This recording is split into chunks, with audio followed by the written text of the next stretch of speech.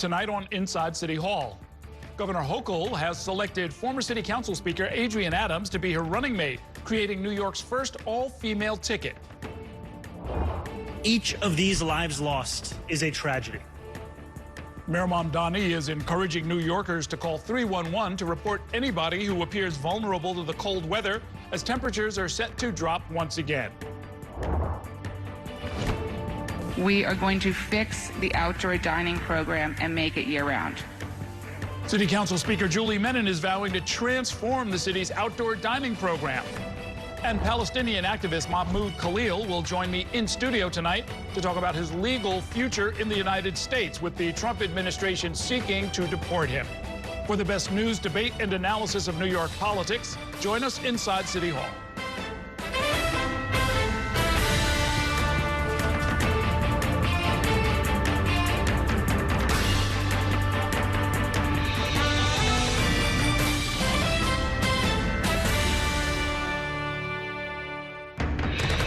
Good evening. Welcome to Inside City Hall for Wednesday, February 4th, 2026. I'm Errol Lewis. Ending a guessing game, Governor Kathy Hochul today revealed that she wants former City Council Speaker Adrienne Adams to be her next lieutenant governor. But the announcement about Adams, a Queens Democrat, hit a surprising political pothole when the Brooklyn Democratic Organization announced that it is pulling its endorsement of the governor because of her choice for running mate. Our State House reporter Bernadette Hogan joins me now with tonight's top story. Good evening, Bern. Good evening, Errol. And the governor and Adrienne Adams are expected to be in Syracuse, New York, tomorrow, ahead of the State Democratic Party's convention, where the pair is expected to be blessed ahead of the governor's re-election bid. I never say never. Adrienne Adams is now saying yes. Governor Kathy Hochul announced Wednesday that she's picked the former City Council Speaker to be her running mate. In a statement, Hochul said, quote, "As Donald Trump attacks this state relentlessly and Bruce Blakeman bends the knee before him, I need a fighter in my corner who'll stand strong for New York families. Adrienne Adams is that fighter." Those familiar with the search told New York One Buffalo-born Hochul wanted a downstate candidate to balance her 2026 ticket. And the Democrat from Southeast Queens fit the bill. Elected to the City Council in 2017, Adams became the chamber's first black speaker. Although rumored for months as a Hochul favorite, Adams told New York One this last December. The pundits are saying you'd be a splendid candidate for lieutenant governor going into next year. Is that a possibility? Thank you. I never say never. I've had no conversation, contrary to some of our friends in the media world and the political world. I have had no conversations and have not been approached to do that. But I never say never. My eyes and ears are always open. Adams said in a statement Wednesday she is, quote, honored to stand side by side with Governor Kathy Hochul in her fight for a safe, affordable, and resilient New York. But the decision to elevate the Queens politician drew some grumbles from neighboring Brooklyn. Sources tell New York One that party leaders there pulled their endorsement of Hochul after party chair Ronise Bichat-Hermelin angrily complained about Adams during an emergency meeting upon hearing the news.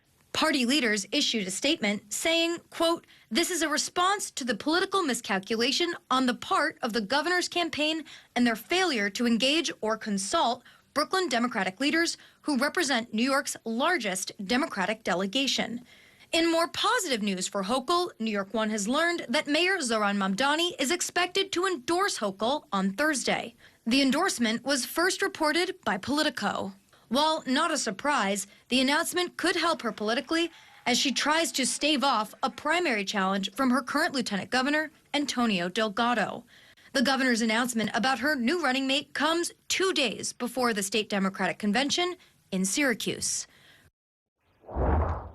And again, this is the third running mate that the governor has unveiled within the last 5 years, Errol. And also, a couple people did tell the governor no. New York One reported Donovan Richards, the Queensborough president, and state senator from the Bronx, Jamal Bailey, also said no, they didn't want to continue in further the vetting process. Right. So no, in those cases didn't necessarily mean they were asked. Exactly. It just meant that they didn't want to get really checked out. Exactly. They didn't want to continue to, act like they were interested and then they really weren't. It's like dating. Like, actually, don't take me on another date, Governor. Well, this fight with the Brooklyn organization, what's that about? When they say political miscalculation, What's to calculate? Part of this, sources have told me, is that Ronise Bichotte-Hermelins, a state assemblywoman was also floated as a possibility, although, you know, just talking to people throughout this process, she wasn't seriously considered. But she convened this emergency meeting earlier around noon, and she said that she wanted to rescind the party's endorsement, which was given earlier this month. Now, whether or not this will have any meaning on how the convention goes out, right, which is an inter-party politics. She said no Brooklyn delegates will endorse the governor. It's mainly, you know, making a statement from Brooklyn Democrats against the governor. Will it have any practical meaning? I don't know. But another thing that I've heard also is that the powerful Hotel Trades Union, which just had a massive rally endorsing the governor's reelection bid, they might have some things to say about Adrienne Adams, because Adrienne Adams backed a pro-Airbnb bill during the last council's session before the new year, which they were very opposed to. So it'll be interesting to see what the union thinks about this choice. Sounds like there'll be a lot going on at the convention, and I know you're going to be there, so we'll look forward to hearing all about it. Thanks a lot, Bernadette. Meanwhile, as severe cold weather continues, Mayor Mamdani provided an update on the city's efforts to get homeless individuals into shelter.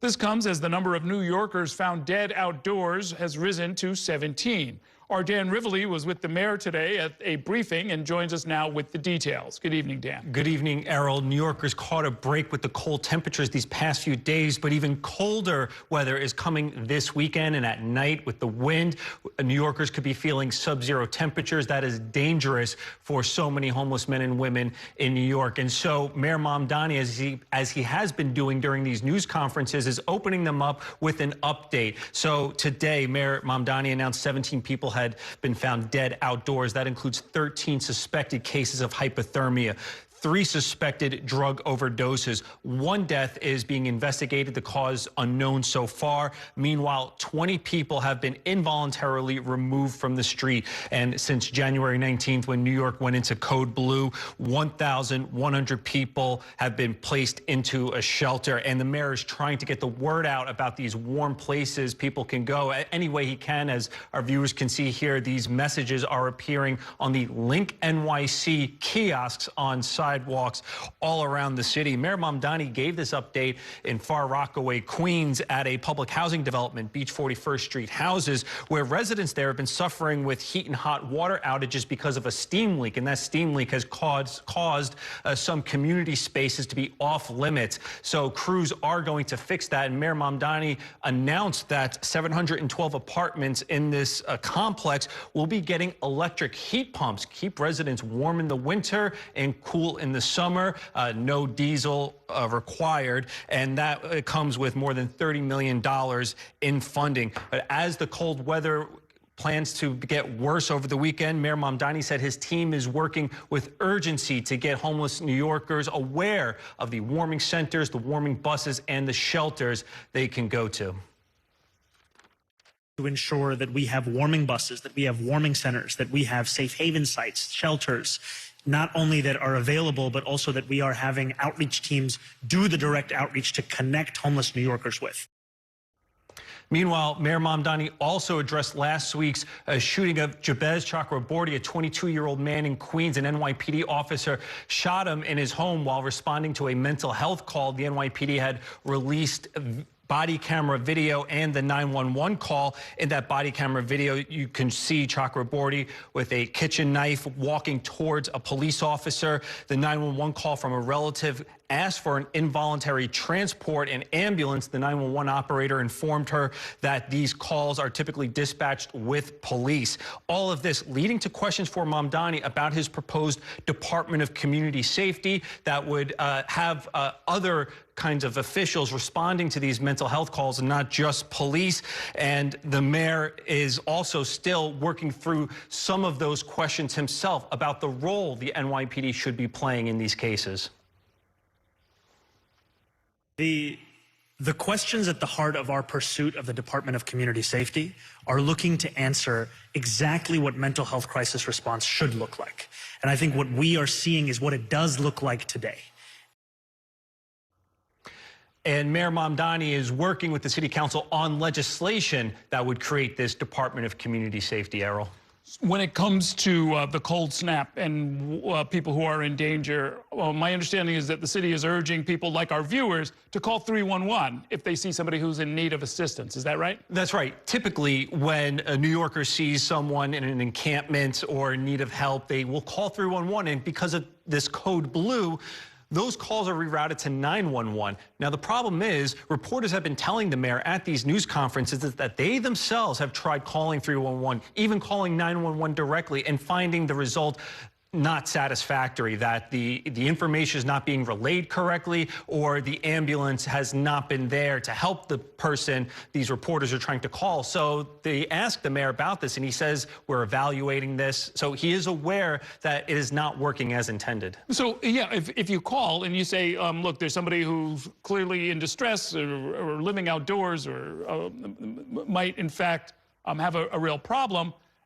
who shows up? Is it the cops? Is it the fire department? Is it who is going to be dispatched? Right, and it should be an ambulance. And the NYPD is a part of this outreach. The mayor was asked about his plans. This was back when he was a candidate, that he didn't want the police involved in homeless services. They should be out fighting crime. But the mayor says that the NYPD is a critical part of the outreach. They have been going out there to people on the street and saying, you need to get someplace warm. And in those very limited cases, involuntarily removing someone, the mayor said that has been a last resort. That's why you see so few people over these past few weeks actually being taken off the streets against their will. Okay, thanks very much, Dan.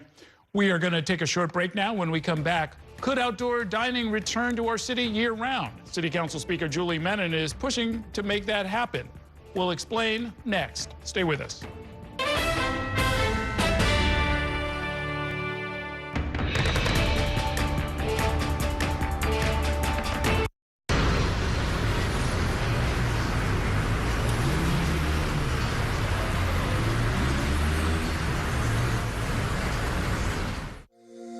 Every day tells a new story. At Mornings on One, we're dedicated to bringing you the stories that matter most to start your day.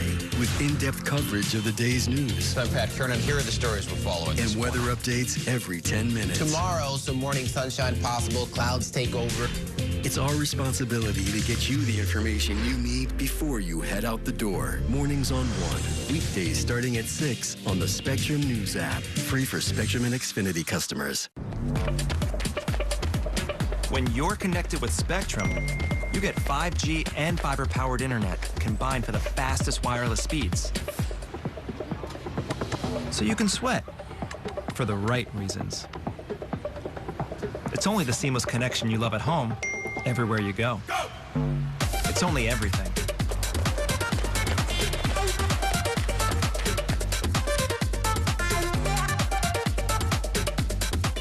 I'm Sandra, this is Jorge, and we were adopted in 2019. I remember when they first came to us, Michael was already a teenager. The whole cliche of, they're so lucky to have you guys, and it's the other way around. They have changed our family for the better. They chose to love us. They didn't have to. They chose us. Family. Learn about adopting a teen from foster care. You can't imagine the reward. Visit adoptuskids.org. And that's a look at some of what's in the papers this morning. You've done with the sports section. Today's story is about the latest chapter for a beloved local business. It's a beautiful day with temperatures in the 60s, but showers are expected in the next hour. In a city that's always on the go, it's important to stop to hear the stories that connect us. The news that matters to New Yorkers. That's what brings us together. That's Mornings on One. Weekdays starting at 6.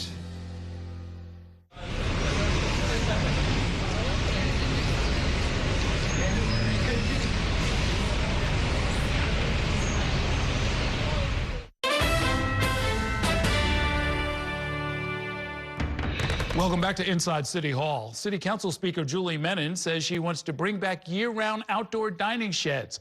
Our Kelly Mena has more on one of the first legislative pushes from the new speaker. Good evening, Kelly. Good evening, Errol. That's her first legislative push and a big change to the city's outdoor dining program that she hopes to make a reality later this year. We are going to fix the outdoor dining program and make it year-round. City Council Speaker Julie Menin has good news for the restaurant industry. The council plans to pass legislation that will make outdoor dining sheds open the entire year. These measures are going to help small businesses survive and adapt by basically clearing up policies of the past that can lead to closures and job loss. Outdoor dining exploded during the pandemic as businesses look to survive amid social distancing rules. But in 2023, the council passed legislation making outdoor dining a permanent and regulated program with strict guidelines on designs and fees. Under the program, restaurants can operate sidewalk setups year-round, but roadway cafe sheds are limited from April to November. So many restaurants couldn't afford to participate. There was too much red tape. Andrew Ridgey, the executive director of the NYC Hospitality Alliance, says the current program is too strict and costly for business. Allow restaurants to do year-round roadway dining so they don't have the expense of setting up an outdoor dining structure only to break it down, put it in storage, pay for it for many months, and then pay to set it back up again. Before the permanent program, there were 12,000 outdoor dining structures.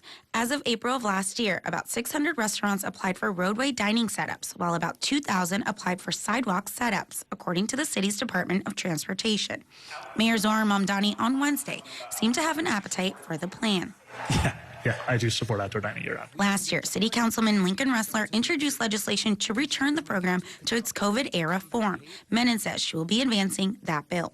As for anyone worried about the impact on parking, Menin said, First of all, we're not going to be taking away parking spots. We have a number of ideas to make sure that for those areas where districts feel there's oversaturation, we have a couple of ideas we're going to introduce to address that. Now, this is a legislative push. The council will have to go through the normal legislative process to get these new rules instated, which includes having a hearing on the new bill and also possibly making some changes. The goal, though, of this proposal is to allow more businesses to participate in this outdoor dining program, Errol. So is the problem that they don't want to bear the cost of taking down the sheds when it's inclement weather like we've seen for the last couple of weeks? Well, in a way, Errol. So what happens is, you know, you have to pay for these these temporary structures to be stored somehow, and that is a part of the cost of being in the program. There's also a lot of restrictions and guidelines around what the structure can look like, and only certain vendors are capable of supplying that type of material and designs that allow you to participate in the program, and that's why participation dipped so much from what we saw during the pandemic, and they want to be able to allow the businesses that want to participate to be able to do that. It's such an interesting week for her to float this idea where, you know, between the garbage that's been piling up, the cars that have been snowed under, this is not a place where you can do stuff at the curbside, at least year-round. Yeah, that's right. I mean, that's why it was seasonal from April 1st to November, not in the winter months, you know, and the city does have this, I guess, tension between parking spaces, bike lanes, and how road space should be used. And that really was the conundrum for the city council when they were coming up with the program in the first place. So I think for her, those are things that she's going to have to think about, discussions that have to be made. And she mentioned that about how certain communities are more open to having these roadway cafes than others, and how she's going to balance that. We'll have to wait and see. All right. Thanks a lot, Kelly. Also tonight, with his genial disposition, Cardinal Timothy Dolan forged close relationships with mayors, governors, and other elected officials during his 17 years leading the New York Archdiocese. But the Cardinal was not shy about inserting himself into political debates, pushing back against government policies that conflicted with Catholic doctrine. Our Bobby Kuza joins me now with more on Dolan's role in political life here in New York. Good evening, Bobby. Good evening, Errol. The reason we're talking so much about Cardinal Dolan is because his tenure ends on Friday with the elevation of his successor, Archbishop-designate Ronald Hicks. So we decided to take a look at how he did not only in the spiritual realm, but also the political realm, where he always seemed to be very much at home. Cardinal Timothy Dolan wasn't afraid to put up a fight. You bet we got a disagreement. In 2012, he was a leading voice pushing back against the Obama administration over mandated health coverage for contraception. The government does not have the right to butt into the internal governance and teaching of the church. He was vocal in opposing same-sex marriage and expanded abortion rights, taking his case to the halls of power in Albany. We feel a high responsibility to speak up for the baby in the womb. And whenever we see the abortion license being strengthened or consolidated or expanded, we get more and more worried. But the jovial Dolan also charmed political leaders, always managing to disagree without being disagreeable. As he told New York One in a 2010 interview, he preferred to lobby privately before going public, saying this about then-Mayor Bloomberg. Will there be issues? There will, I'm sure. And he knows it too. But boy, oh boy, at least we're on each other's Rolodexes, and at least we know how to get in touch with each other. When Mayor de Blasio took office in 2014, the two forged a close partnership. We are radiant about the emphasis that he's put on universal PK. They worked together on education and affordable housing. Dolan also helped try to diffuse tensions in the wake of Eric Garner's death at the hands of police. He earned not only the respect, but also the affection of elected leaders. He's a good guy. He's a lot of fun to hang around with, I have to tell you. And Dolan served as a political peacemaker. At the annual Al Smith Charity Dinner, a traditional stop on the presidential campaign trail, Dolan made Mitt Romney and Barack Obama, and even Hillary Clinton and Donald Trump, appear at least briefly to be old friends. But Dolan couldn't avoid partisan politics, drawing criticism when he agreed to appear at the 2012 Republican convention. He subsequently accepted an invite from the Democrats.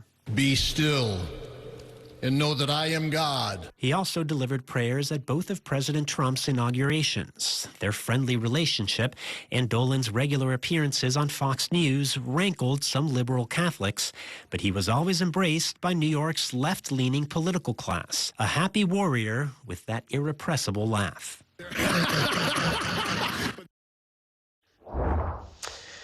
And you saw some video there of the city council. Dolan was just honored at the city council at their meeting last week. He also met with Mayor Mamdani.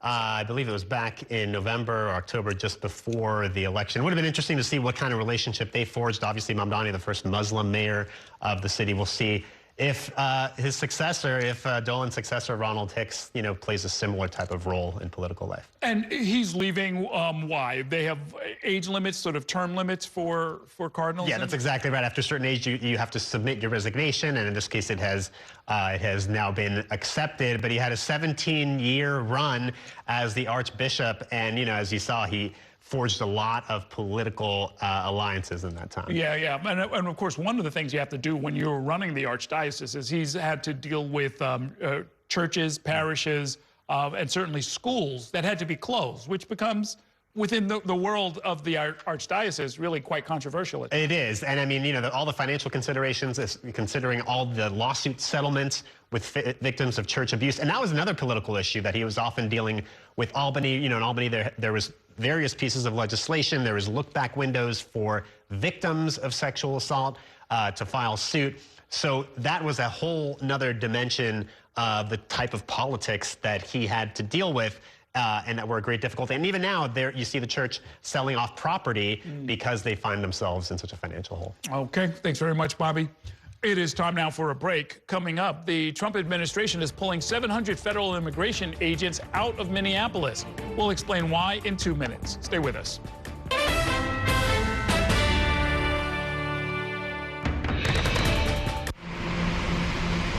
Stand clear of the closing doors, please.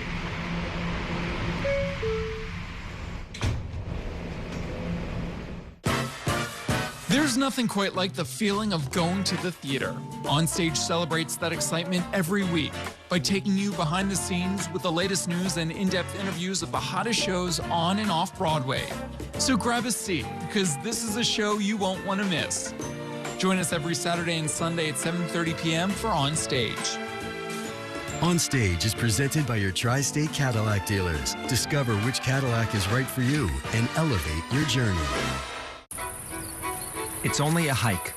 It's only made possible by Spectrum Business connecting healthcare providers of all sizes. Like hospitals relying on the Spectrum Fiber broadband network with industry-leading reliability. Practices keeping patient data safe with advanced security. Pharmacies accessing records in the cloud without fail.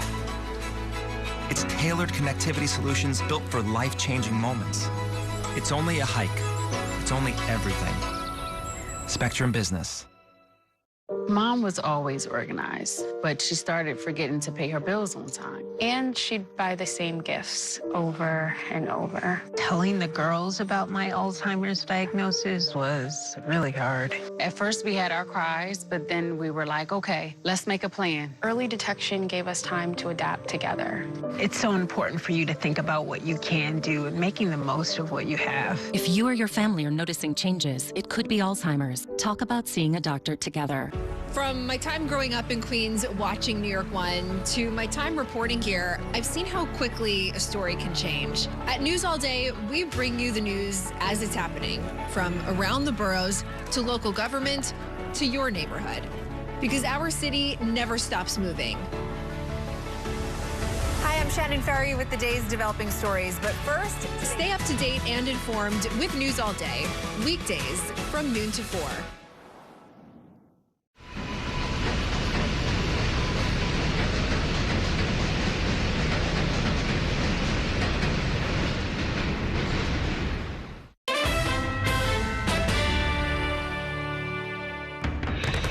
Welcome back to Inside City Hall. The Trump administration says it is withdrawing hundreds of immigration enforcement agents from Minneapolis.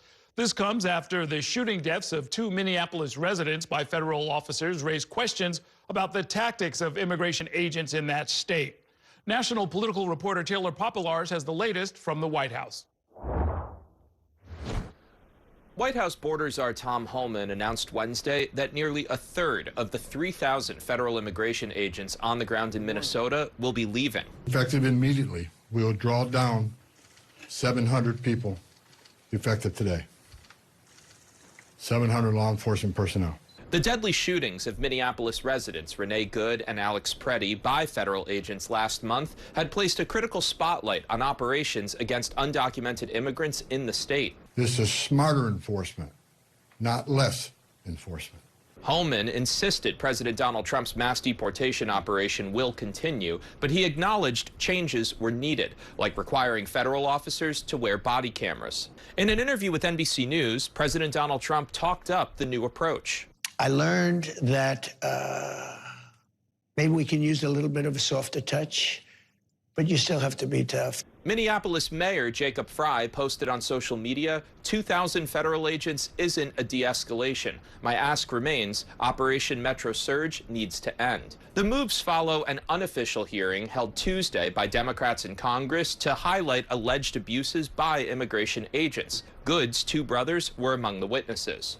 The completely surreal scenes taking place on the streets of Minneapolis are beyond explanation. Democrats are hoping to leverage outrage over the 2 shootings in negotiations over funding for immigration enforcement. Dramatic changes are necessary at the Department of Homeland Security.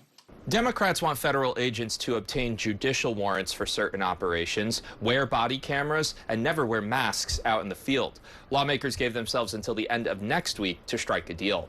Reporting at the White House, Taylor Popolars, Spectrum News. It is time now for a break. Coming up, Palestinian activist Mahmoud Khalil will join me in studio. We'll talk about his fight against the Trump administration, which is seeking to deport him. Stay with us.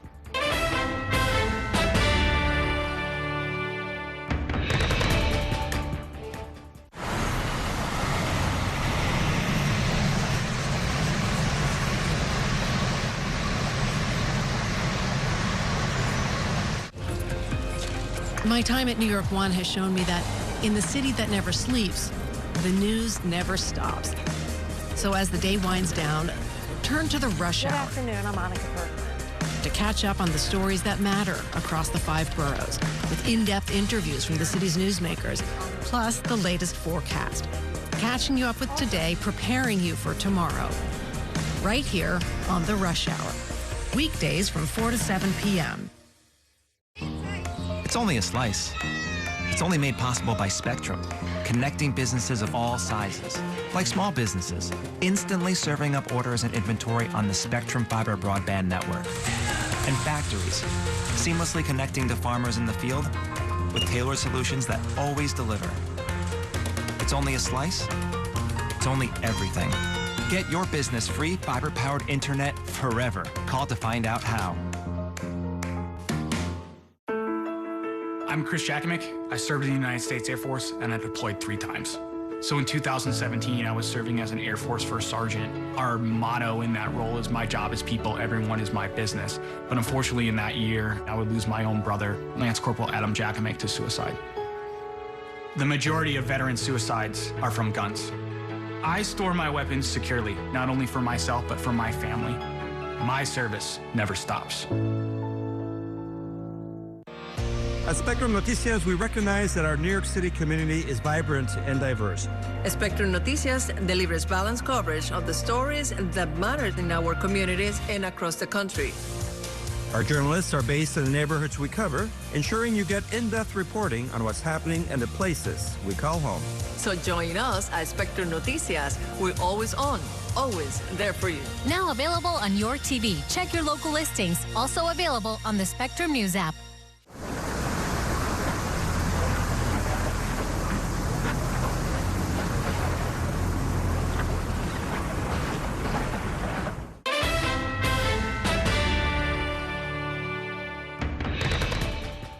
Welcome back to Inside City Hall. Columbia University graduate and student activist Mahmoud Khalil made international headlines last year, becoming an early example of the Trump administration's crackdown on pro-Palestinian speech.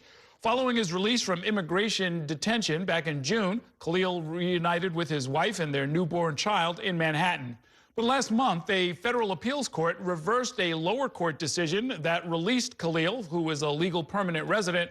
He's got a green card, but the ruling now means it opens the door, at least, to the possibility of a rearrest and even deportation. Mahmoud Khalil joins me now in studio to talk about his legal path forward and much more. Welcome back to the program. Good to see you. Thank you for having me, Al. I know this has been a harrowing experience all the way around. How's your family doing? How's your son? I mean, we're doing as much as we could.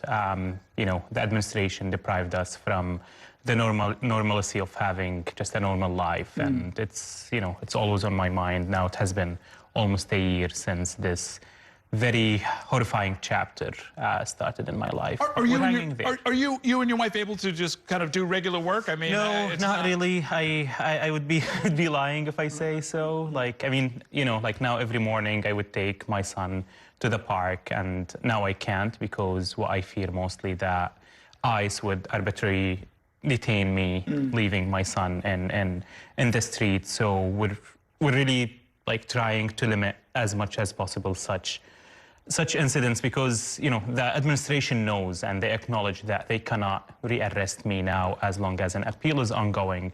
But does the administration care about the law now? In fact, yeah, to bring my viewers up to date, you were originally arrested. You were held for more than 100 days. The Trump administration citing a law from the 1950s that purportedly gives the Secretary of State the power to order the removal of people whose presence is contrary to foreign policy somehow. Your defense, of course, is that you have a constitutional right to free speech and you can't be jailed for it. Has that question in particular ever made its way to court? Has that been settled? No, not yet. So now what the court is discussing actually whether a federal court can look into my case or not. So no one is looking into the merits of my case. And now almost 1 year after my detention, the administration has not accused me of any crime.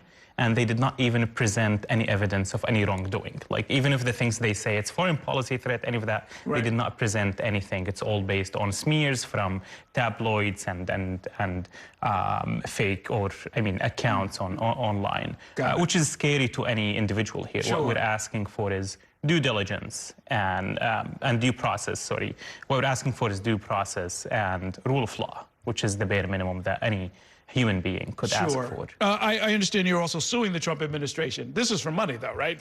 It's actually not. It's for money, but it's for accountability. And what we're suing for is either $20 million or an apology from the administration for its wrongdoing against me and against those in my position. Because what this administration is doing, they are literally defying the laws, going after anyone who they don't like, and they are not paying the price for that. So someone needs to pay the price for that, and this is just one avenue of accountability that I'm seeking.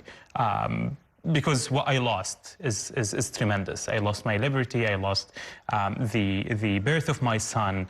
I lost like my reputation by all these baseless smears from this administration. Yeah. You missed your first Father's Day too. So you've got one coming up in June. Yeah, I hope I will be here then. So we'll see.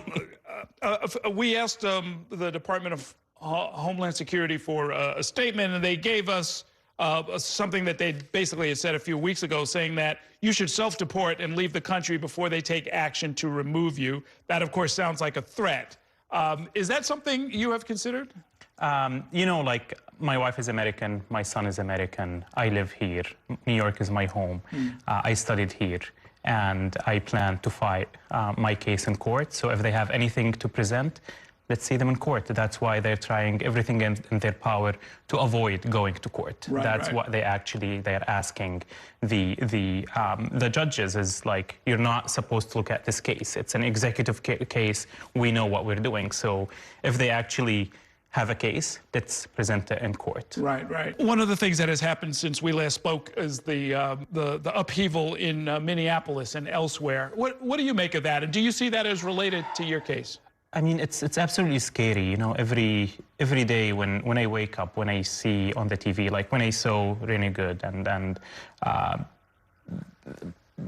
just like Alex Pretty, like, being killed, like, that could have been me, and that could have been any one of us in this country. What they did is only, you know, upholding their basic right, which is to speak up against injustices or speak up for things they believe in. And this is, you know, my case was the first of going after those who the administration disagree with. And that was the blueprint. And this is what the administration did. The administration did not hide their intention. They said that this case will be the blueprint, that we will go after every single person who we disagree with, whether they're citizens or not citizens. They're starting with the weak, the Palestinians, because they feel that, you know, there isn't much support within the political system here to support Palestinians. So they would go after it, then they prove their point, and they start going after everyone else. So it's really scary, and, you know, like, I'm very fearful that this would spread out across the country, which happened, you know, like, it's Minneapolis, it's Portland, and LA. Interestingly, what has happened is that support for the Palestinian cause, for Palestinians, has become politically more acceptable, and witnessed the election of Mayor Zohran Mamdani. I'm wondering if you've spoken to him about your case, and if he's going to be able to speak up for you. Yeah, no, I absolutely support and value the support of Mayor Mamdani in my case. He has been very outspoken since the beginning, since even before, you know, becoming the front runner in the election, and I absolutely value his support. I also value the support of Representative Jerry Nadler, who has also been outspoken. And they would take this opportunity to call on the leadership of the Democratic Party, on Schumer and Jeffrey, to do more. To defend the rights of New Yorkers, the rights of Americans to free speech, to due process. And you know, our team and the mayor's team are in contact, and they believe that, you know, Mayor Mamdani will be there should they need any support. Okay, and I guess finally, as an activist, you know, you want to make an impact. I guess you could never have anticipated that this would be it, but are you satisfied that you've moved forward with advancing the cause that brought you into this in the first place? I mean, the cost that, you know, like, I lost the birth of my child. I lost my liberty for something that I shouldn't have been jailed for. I came to this country under the promise that this country is the land of the free, that they would respect First Amendment freedom of speech, and to find myself in a position where I am being targeted, I'm being criminalized for speaking out. It's something I never envisioned. Now I find myself here, you know, I can't do much about it, but I take it with pride, and I would take this responsibility to advance and advocate for the rights of my people, for human rights for everyone, with absolute pride. Okay, we'll leave it there for now. We'll wish you the best of luck. Stay in touch. Thank you so much. Thanks a lot for coming through. Thank you. All right, let's take a short break now. When we come back, I'll talk more about the Trump administration's immigration crackdown, that and much more with my weekly politics panel. Stay with us.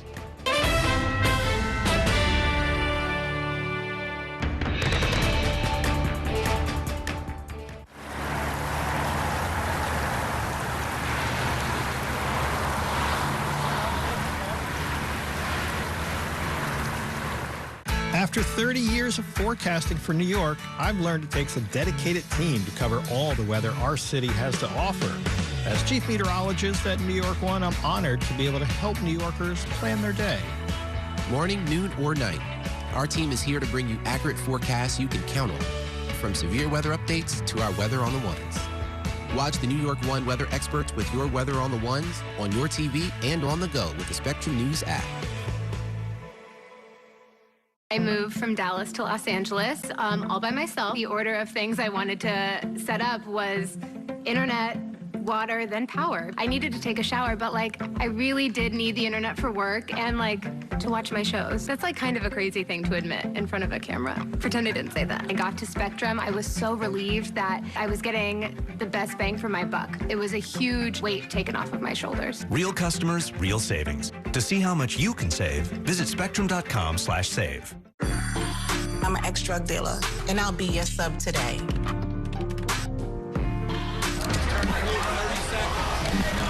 Two milligrams of fentanyl can be lethal. A lethal dose is in here. Who gets it, I won't know. It's cheap, it's potent, and it's profitable. The sad reality is fentanyl is being mixed into everything now. More kitchen now. My father was a New York City firefighter. My mission, like his, is to serve New Yorkers in a city that doesn't stop when the sun goes down. Being with New York One since the beginning, I'm now honored to join you even earlier each weeknight. Starting at 8 with New York Tonight, we'll explore the latest news developments, followed by New York One at 10 to wrap up your day. So join me each weeknight starting at 8 right here on New York One.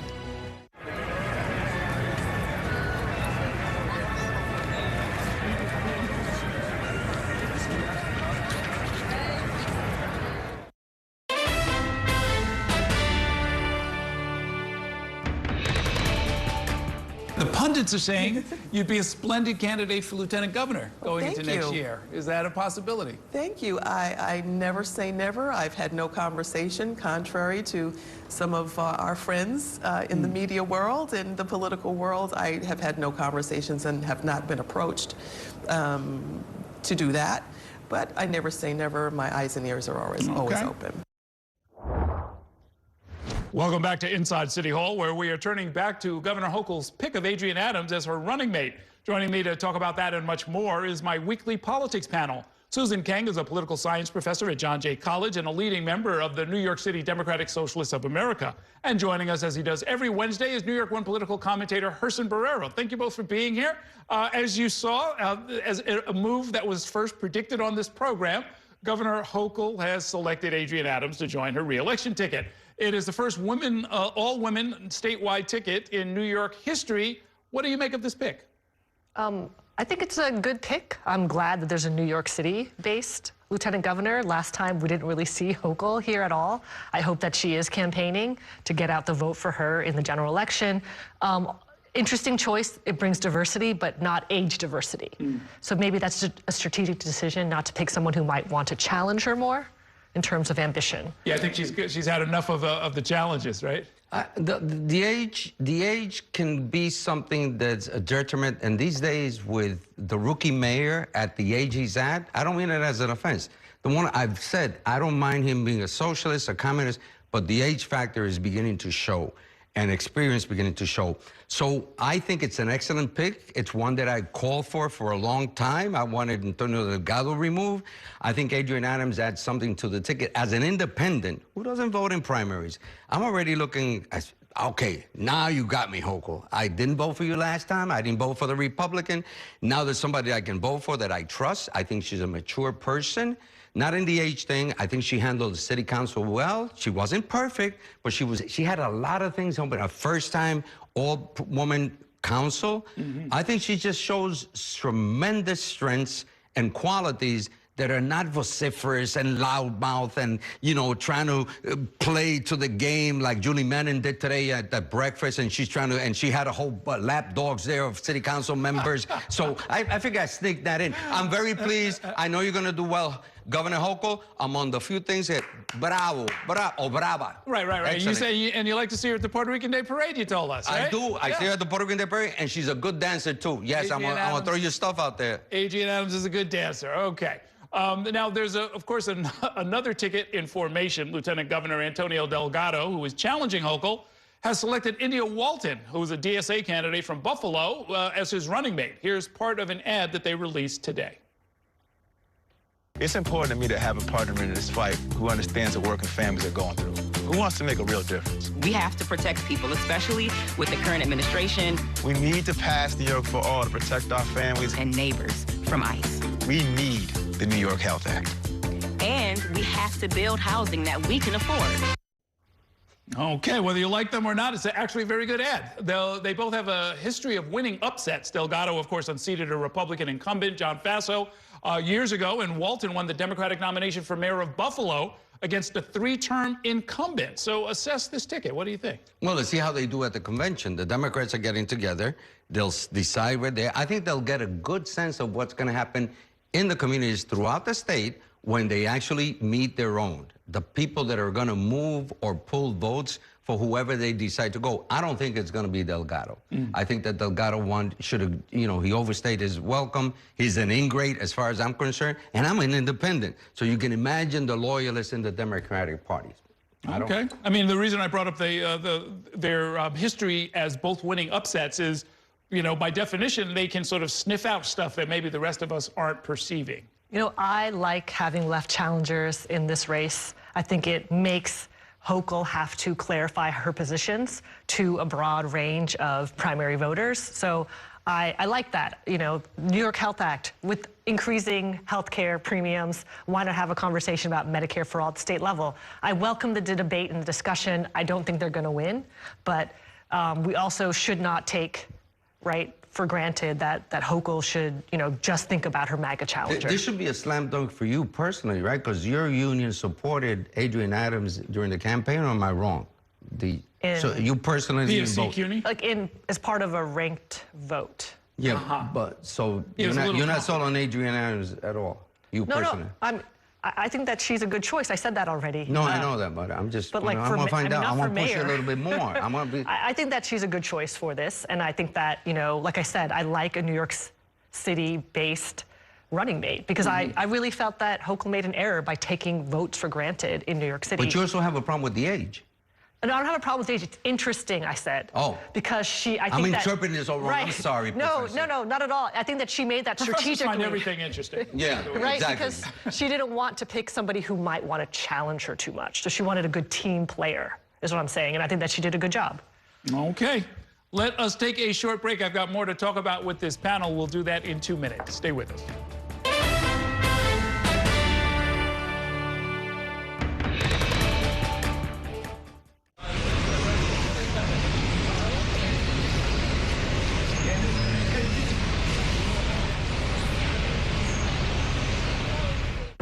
We have so many ways to stay connected.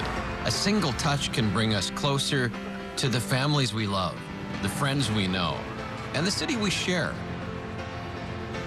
And Spectrum helps us keep connected throughout the day, every day.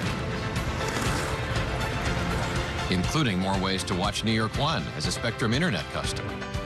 Watch Spectrum News New York One on the Spectrum News app, available on all your favorite devices. There's an international travel plan with Spectrum, That was an additional $10 a month, as opposed to paying a ridiculous amount per day for roaming fees. This literally felt like my old phone carrier was reaching their hand into my wallet and just helping themselves to some of my cash. I like having no surprises when it comes to my cell phone bill. And with Spectrum, that's been the case. So it saved me a ton of money. Real customers, real savings. To see how much you can save, visit spectrum.com/save.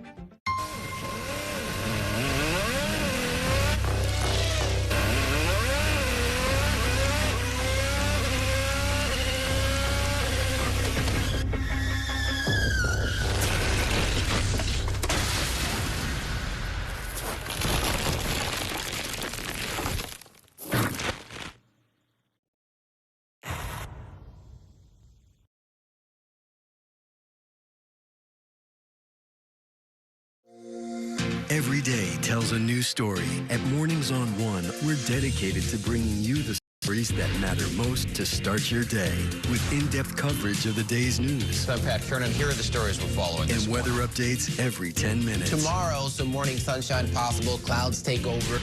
It's our responsibility to get you the information you need before you head out the door. Mornings on One. Weekdays starting at 6 on the Spectrum News app. Free for Spectrum and Xfinity customers. Stand clear of the closing doors, please.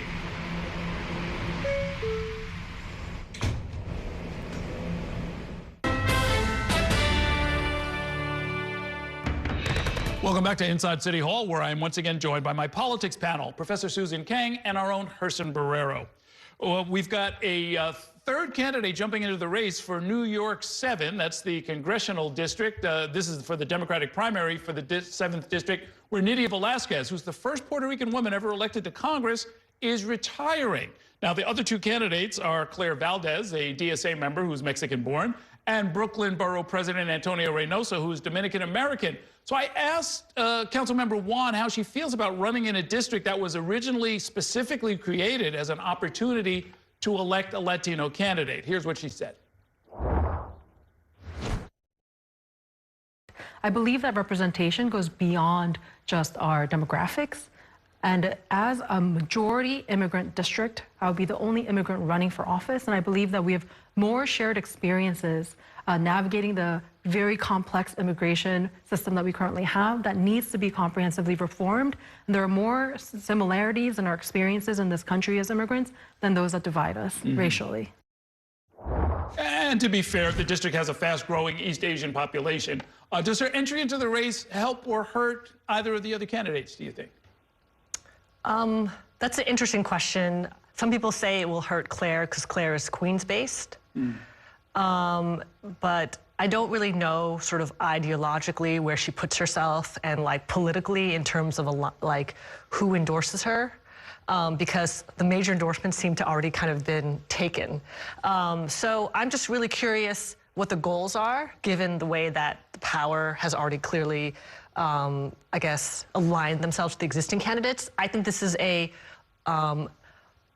candidacy where she wants to make her profile more prominent, both at the city, state, and the national level. I don't know if this is something that she necessarily thinks she's going to win. Last time I checked, Ms. Juan was a native New Yorker. Valdez is not. She was here for 10 years. And people get upset at me because I say, you know, she just jumped in here. She's not from here. Julie Juan is. So let her run. She's got as much right to run, the developing Southeast Asian community. So let everybody come in. Don't be afraid. The more the merrier. It'll be her point of view. I think that's fair. It's fair game. Reynoso wins or Valdez wins. I hope not. I really feel strongly a person coming in and being from a major union from outside, coming in telling New Yorkers what to do, I prefer one get elected or Reynoso. Simple as that. Interesting. And you say she's only been here for 10 years. Yes. Valdez. And bring her on and then have me on the same day so I can point some things out to her. No, she's a carpetbagger. It's only us old guys who think that 10 years is a short amount of time. Well, it is. It is, Errol. It is. All right. New York's current cold wave has tragically claimed 17 lives so far, triggering a public debate over whether the Mamdani administration should continue the policy that was created under his predecessor, Eric Adams, of systematically dismantling encampments of homeless people and requiring them to accept spots in city shelters. Is Mamdani making a mistake by kind of sidestepping the question? Because they haven't really said yes or no, but just kind of come back to the issue of we're going to try and keep everybody safe. Yeah, I mean, I'm not an expert on homelessness policy, right? But it feels like Mayor Mamdani's trying to figure out the best compromise of respecting people's rights to make decisions about themselves and also taking care of their basic needs. And so my understanding is that there have been no deaths in these encampments. And so the encampments are communities where I think people are caring for each other in the capacity that they have, and that there is a checklist that the police or other emergency services use when they're deciding about if a call gets made to 311. And, you know, I feel like he's receptive, he's curious, you know, and also talking to people and asking them what they need is a very important dignity-based approach. Still, in a city like this of so many multimillionaires and billionaires, there's 17 deaths of New Yorkers. And it could be anybody. For the grace of God, it could be any of us. And if you don't believe that, then you haven't lived in New York long enough. To your reference to 7 deaths, I've been here since I was 5 years old. I think he's doing a job that is very difficult for any person. In 35 days to have a 17 deaths, that's nothing to sneeze at. However, I see that we're patient with him, and we want to be. I wonder if we would have the same attitude if it was Mayor Cuomo. See the difference here? And there is a difference, and it doesn't matter to me. It's people who are dying. I think he's handling it well, but again, I bring back, if it was Mayor Cuomo, would we be sitting here? We'd be, he's letting them die, and bring up the nursing home. So let's be fair to Mayor Mamdani, which I think he really is, and I really think he cares for the human life of all New Yorkers. But then don't forget that we're political in the sense that we, you know, well, no, let's give him a break because he's the rookie. No, I would be yelling. So because of course you'd be yelling, right. But you're not yelling about Mamdani because now. Because Cuomo cut the funding for housing that created this homeless now you population. bring it. But what about him? What is he doing? We're not criticizing. Mamdani was never the governor. That's the problem with you socialists. That's the problem with you socialists. It's not a problem with socialists. Yes, people who understand political history. No, the political history. Here's the problem. The problem is that when people talk about encampments, they're just talking about a strategy. They're not even talking about an outcome. Because as you mentioned, at least 3 of the deaths were from overdoses. Had nothing to do with encampments. Correct. The rest, as far as we can tell, according to the city, were not of people who were in encampments. And there is some evidence, and I know there's some solid science behind this, that an encampment is as terrible as it is actually people watching out for each other. So you actually are more likely to get help. Someone will go and say, hey, my friend is in trouble. And that might be, in fact, why you haven't seen any deaths. And isn't he have Mr. Banks in there who's really an expert on homelessness? So what is Steve doing? Well, yeah, there's sooner or later this administration is going to have to come up with some answers because clearly people are upset about how all of this is I say to going New down. Yorkers, give him a break. This is a lot to deal with, and he's got the budget and everything, and there are human lives. We should be concerned about that, but you know. Okay, we're going to leave it there for now. Herson Barrero, Susan Kang, thank you both for being here. That is going to do it for tonight's show. Thanks for watching and have a great evening. We'll see you next time inside City Hall.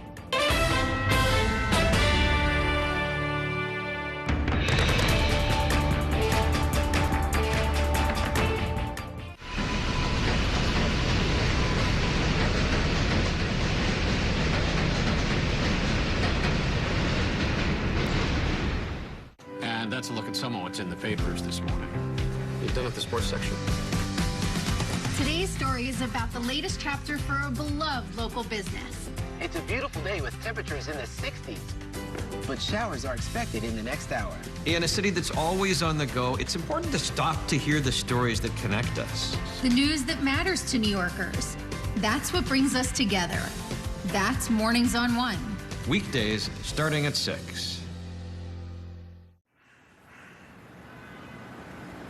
You might think Spectrum is just for your home, but Spectrum is seamless connectivity everywhere. It's the network making the other networks sweat. Connectivity from an actual internet company, because internet is what you actually use your phone for. It's way more than 5G. With Spectrum One, it's 5G and fiber-powered internet, seamlessly combined for the fastest wireless speeds. Don't believe us? Ask this guy. He's one of millions who already know.